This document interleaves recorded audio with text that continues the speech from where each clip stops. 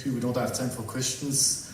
I was driving the two cars that you present, fantastic cars for people that like sport cars. I mean, FC vehicles are very speedy. Now we're gonna hear about what is the status of fuel cell and electrolyzers in Germany, another big car makers. So Dr. Jurgen Garche will present us how to really speed up the time to market for electrolyzers and fuel cells. Thank you for coming.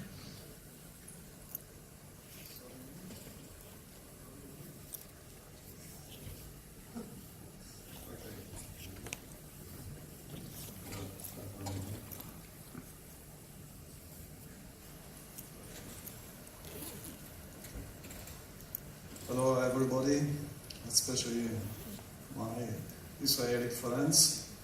The outline, the introduction, the R&D background, sector coupling, the National Innovation Program and the R&D landscape in Germany, and two examples about electrolyzer and fuel cells, and finally the summary. The introduction is where I'm coming from. I'm coming from Ulm, or from the car manufacturer's triangle, and Ulm, the tallest church tower all over the world.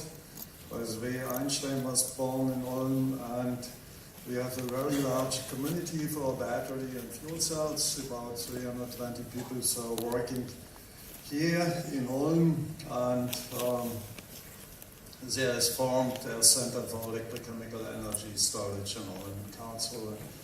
And the very good news was the federal government granted that cluster, the post-lithium battery excellence cluster, not a fuel cell cluster, for 7 years, and 10 million euro per year is going in that cluster. That means 70 million euro are coming for research in the post-lithium batteries to Ulm. By the way, we have the Ulm Electrochemical Talks on November, middle of November. So, the general content of the R&D in Germany is related to the energy research program of the federal government. It's the 6th program. It's from 2011, and now we have the 7th program from last September.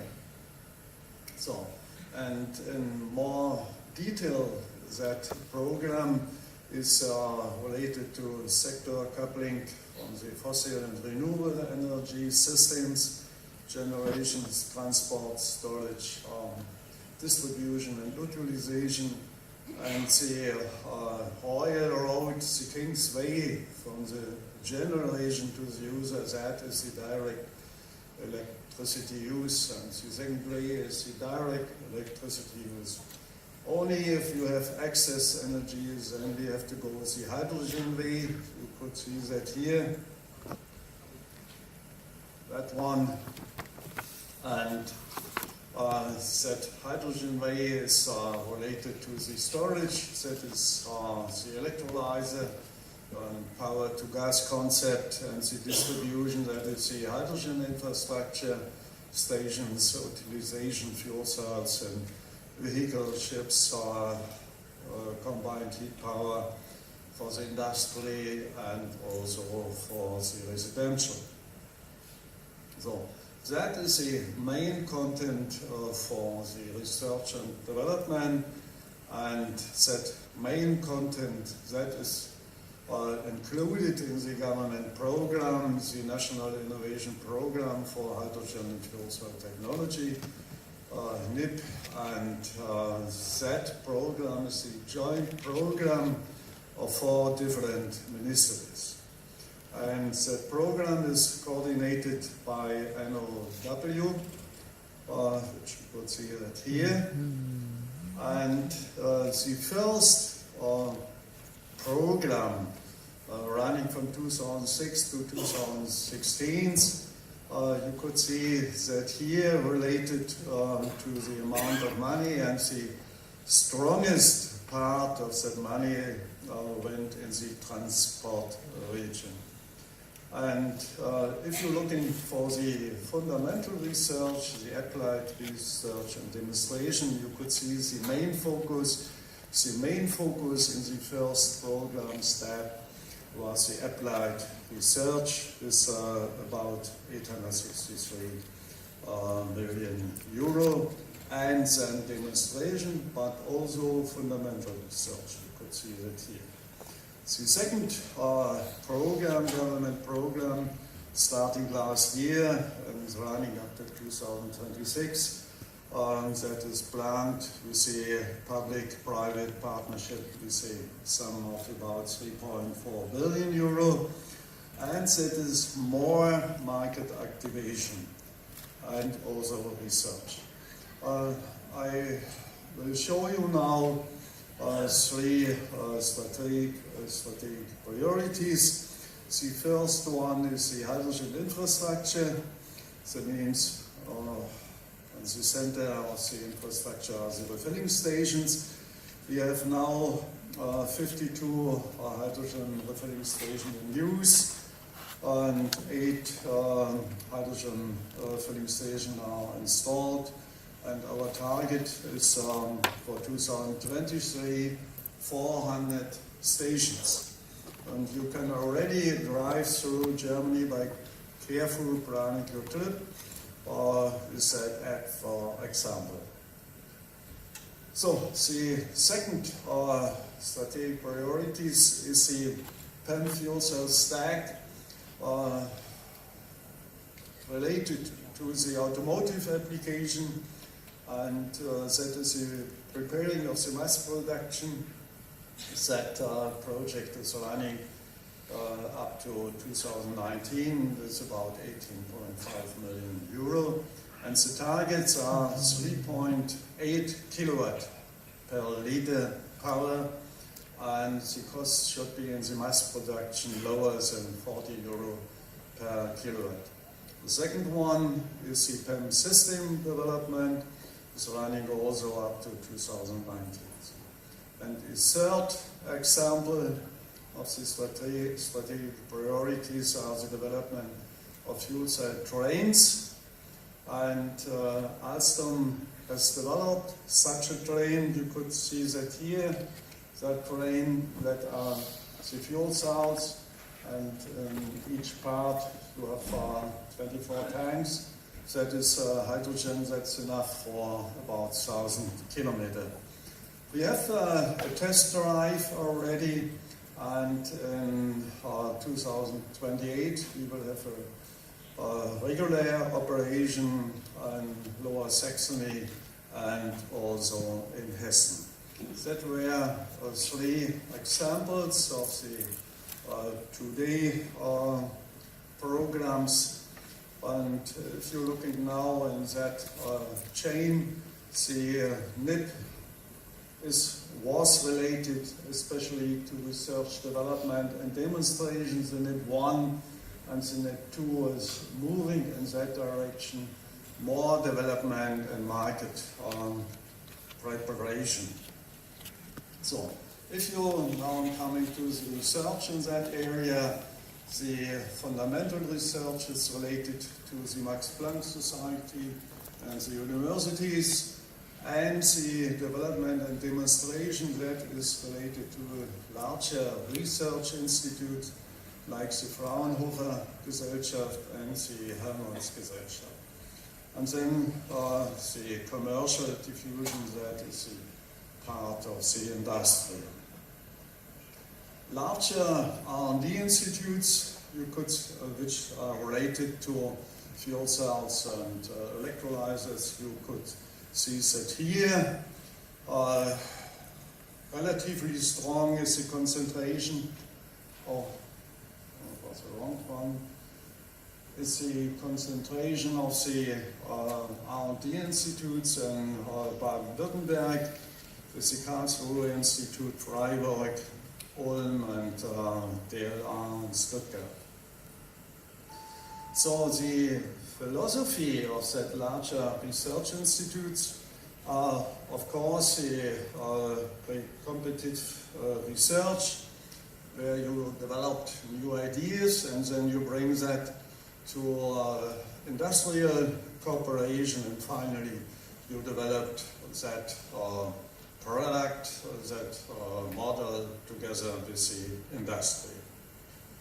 And then we have smaller institutes, let's say mostly universities, Max Planck Society and so on. You could see the institutes here, mostly universities, but also Max Planck institutes. So the manpower of the electrolyzer and fuel cell R&D in Germany from the larger institutes, it's about 600 people are working in that area, and then additionally the smaller institute expected about 100 people, so all together about 700 people are working in Germany at that topic, and based on about 100,000 euro per person for experimental institute. That means about 70 million euro are going in R&D in Germany. So the financial structure of the R&D institutions, you have the basic funding by local and federal government. That is a larger part of the Max Planck Society, universities and Helmholtz Society.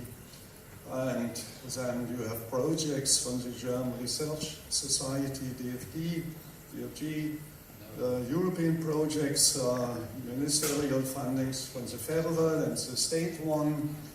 And then you have the industrial joint research projects, and finally, of course, the money from the industry. Here you are one example from the financial structure from the Fraunhofer Institute for Solar Energy Systems. You could see the largest part is coming via federal government projects. A quarter is coming via the industry, and only 12% is coming via basic funding. So that means the largest part of the money you have to collect via government programs and with the industry. So now some examples from the storage region. That is the power to gas concept, and the main step from the power to gas concept, that is the electrolyzer. And the electrolyzer, that is important if you have excess energy. And here you have the situation for Germany. What you could see here, that is the share, not of renewable energies, that is the share of fluctuating energies.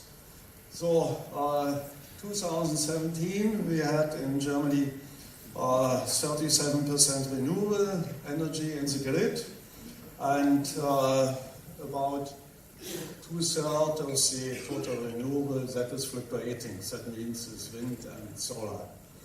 And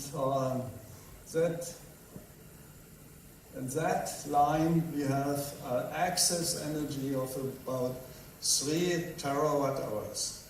The 3 terawatt hours we could manage by batteries and also by pump hydro.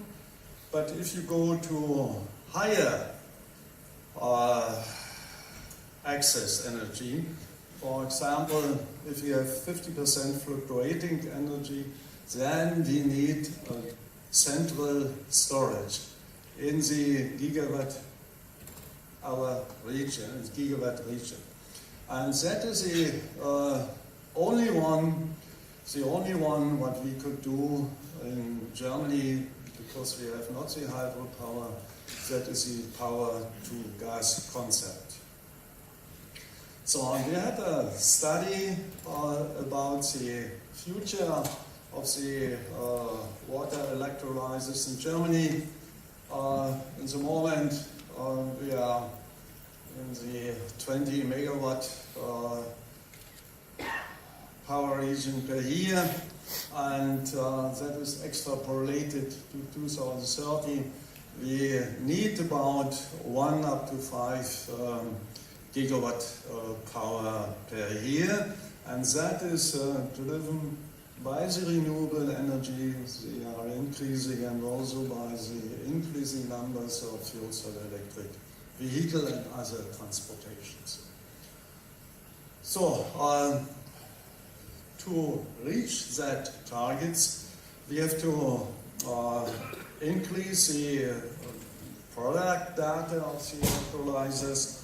It's coming from the system size up to 10 megawatt, to increase the efficiency up to about 70%, and the specific energy for 1 kilogram hydrogen should be reduced to 48 kilowatt hour electricity.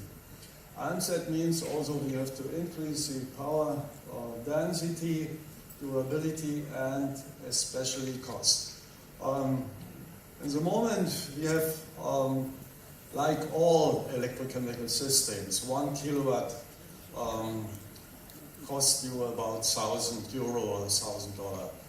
That could be fuel cell electrolyzer, redox flow system. It's about €1,000 per kilowatt, and we have to come down to about €200 per kilowatt in order to reach that targets. So what we could do, we are the electrochemists, so our knobs to increase the efficiencies, you could see that here, for the catalyst materials, bipolar plates, electrolytes, and also very important, the operation parameter, temperature, voltage, current, and so on. So one step, of course, is a fundamental research, and here you are some examples from Peter Strasser group from the Technical University of Berlin. He works with this group in the oxygen evolution and acid electrolytes, and not only in acid electrolytes, also in neutral and alkaline electrolytes for the water electrolyzers, but he is working also with the direct carbon dioxide reduction, and very interesting also with the electrochemical electrolytic production of peroxide and ammonia from the air. And you could find this work in that journals, most of them are good reviews. And one of that fundamental papers of Peter Strasser, you could see that here, that is important because that is not only electrochemical paper to show the influence of structure and so on, that created also our molecular understanding of the catalyst. And that is very important. He shows that via X-ray absorption and also traditional, conventional electrochemistry, cycling for thermograms, the importance of the near surface cobalt-3 oxygen sites. I started with the fundamental research, and you could see that here, that fundamental research is already in the beginning related to the other parts, to the development demonstration, and that European Union project. You could see, besides that fundamental research from the Technical University in Berlin and Munich, you have also the industry included Daimler, Dana, Accel, and Johnson Matthey. So another example, not from the fundamental research, that is more development from the Jülich colleagues. You could see that here they developed the coated membranes, the MEA, by using reduced platinum content, and they used a specific new membrane, and you could increase the efficiency very well. Independent from the fundamental research, the larger R&D institutes are related really to larger scale manufacturing of electrolyzers, of fuel cells, of testing. That is a specific for the German institutes. You could see that here, that is the development from roll-to-roll production for an area of about 1,200 square meters. Also, large testing facilities you have in the Fraunhofer Institute in Freiburg, up to 1 megawatt testing capabilities the colleagues have. Another point is the degradation mechanism in PEM electrolyzer cells, and so about the different mechanisms I will speak the next hour now. No. Yeah. Okay.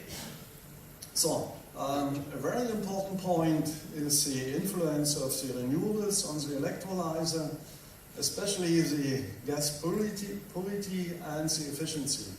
And the colleagues from the ZPT in Duisburg, they are looking for 3 different electrolyzer technologies, and the influence of the alkaline electrolyzer on the gas purity is not so good. In that case, the PEM fuel cell and the SO solid oxide fuel cell is better. So, we are looking also in Jülich and in Dresden and the Fraunhofer Institute to the solid oxide electrolyzer.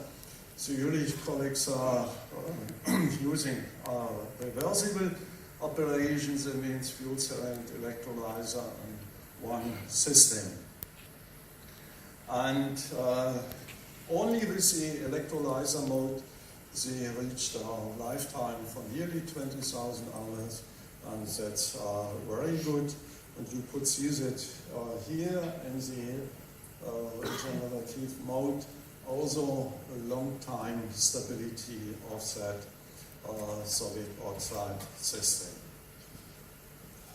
The institutes which are dealing with electrolyzers, mostly the PEM and alkaline, you could see that here, and some institutes are working also with the solid oxide electrolyzers.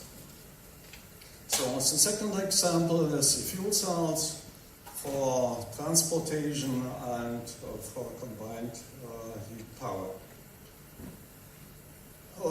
Again, fundamental research, real fundamental research from the TU Berlin, the Peter Strachel,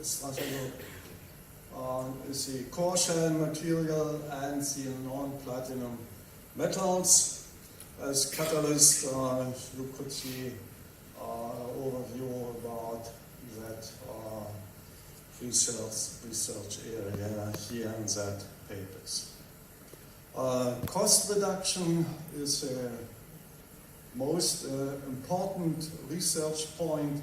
The DLR in Stuttgart used different technologies for the current collectors, plasma sprayed, and also for the protection layers, which is strong corrosion resistance.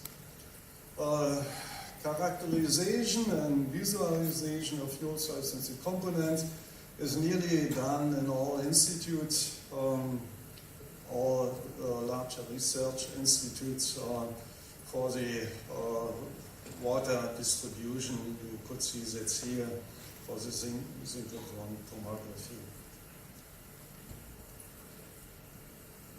Yeah, that is a simulation and also measurement of the degradation of the GDL structures.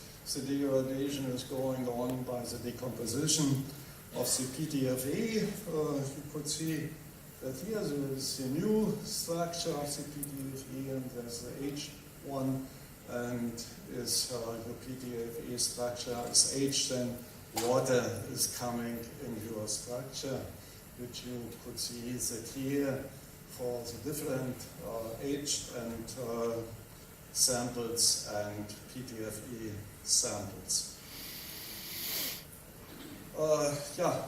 Then we have using the segmented bipolar plates to see the specially resolved characterization of the voltage, temperature, and also on the current. Short circuit isolation testing of fuel cell stacks, for example, in the Fraunhofer-ISE, that are only examples, of course. Then, I mentioned that already, we are going in larger scale production lines.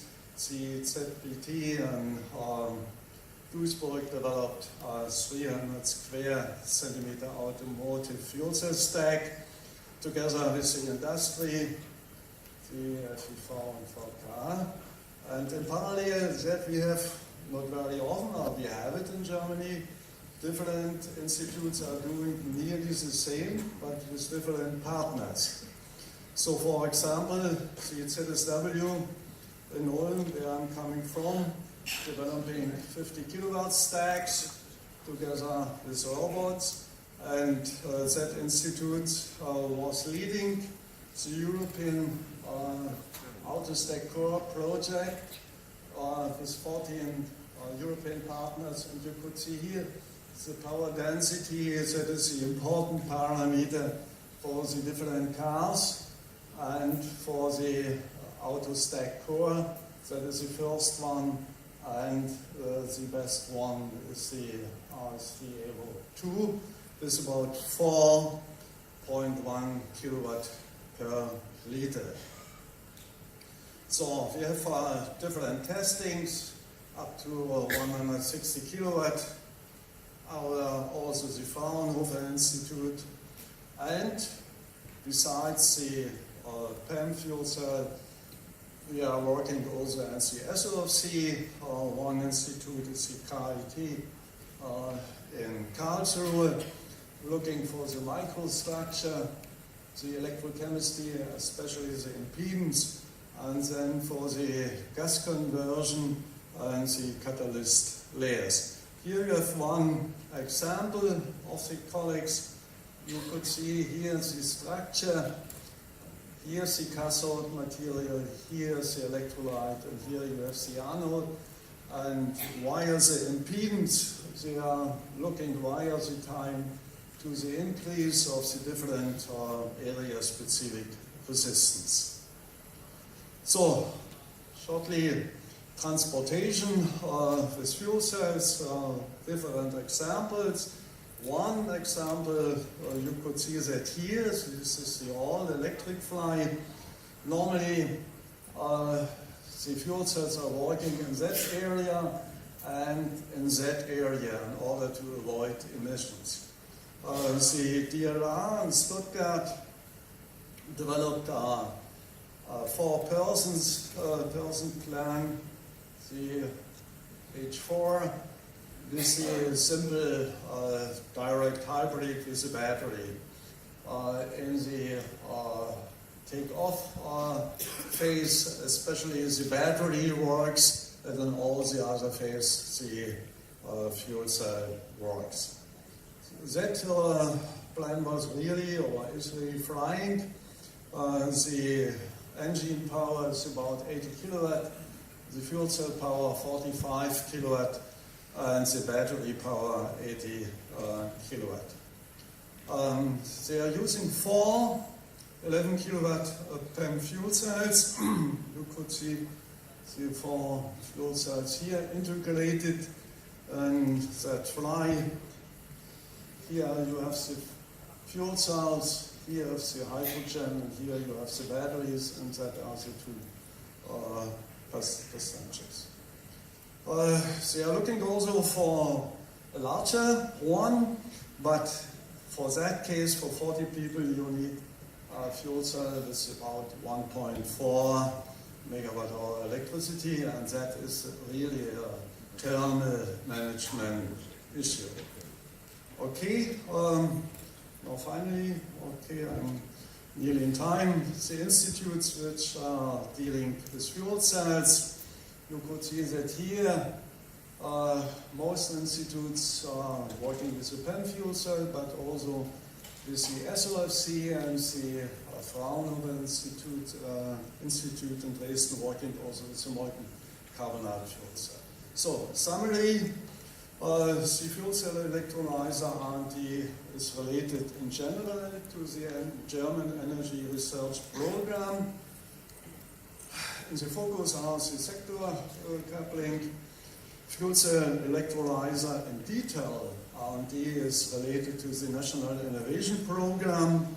The first program running 2006 up to 2016, and now we have the second one. And the fundamental research in that area is related to the Max Planck Society and the universities, about 100 people, and applied research and development is related to institutes, larger institutes, and that are about 600 people working in that larger institute. And these larger institutes are involved also in large-scale product development, as I have shown you with the fuel cell auto-core stack and now in Germany as well. Thank you very much for your attention.